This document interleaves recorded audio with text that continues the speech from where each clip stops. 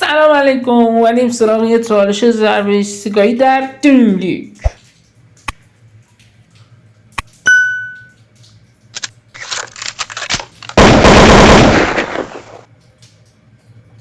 از کوین دی بروینه شروع میکنیم. بریم.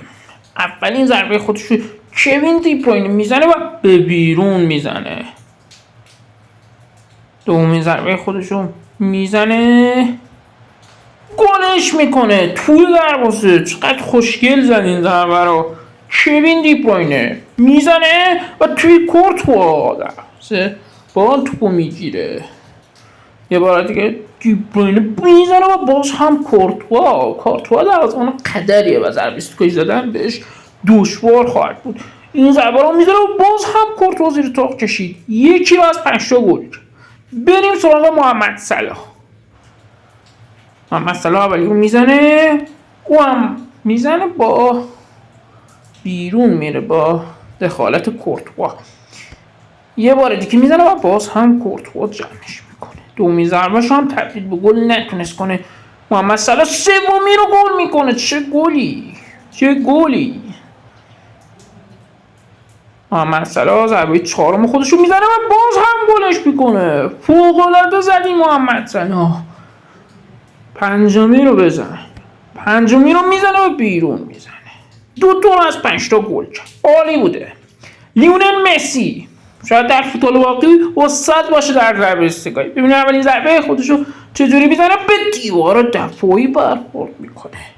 لیونل مسی یه بار دیگه میزنه، باز هم به دیوار دفاعی.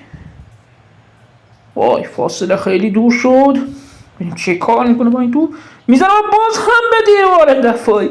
مگه داریم؟ میزنه، این بار به تیر میزنه. مسی 4 میزنه به خودشو به تیر زد. بریم آخری، ببینیم آخری میتونه گل کنه یا نه. مسی گل نزدن. میزنه به دیوار دفاعی. اول رو به دیوار زد مسی. بریم کریستیانو رونالدو.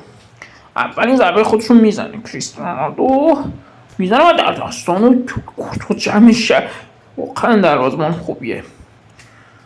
دروازه دومی رو میزنه و باز هم وسط زد. کورتوا راحت گرفت.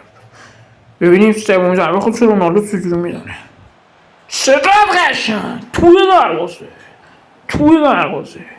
چهارمین ضربه خودش رو ببینیم چجوری میزنه و به بیرون میزنه. پنجمین و آخرین ضربه خودشو کریس میزنه به بیرون. گل میزد، میتونست با صلاح برابری کنه. بله، برنده چالش محمد صلاح. امیدوارم که از دیدن این ویدیو لذت کافی رو برده باشید.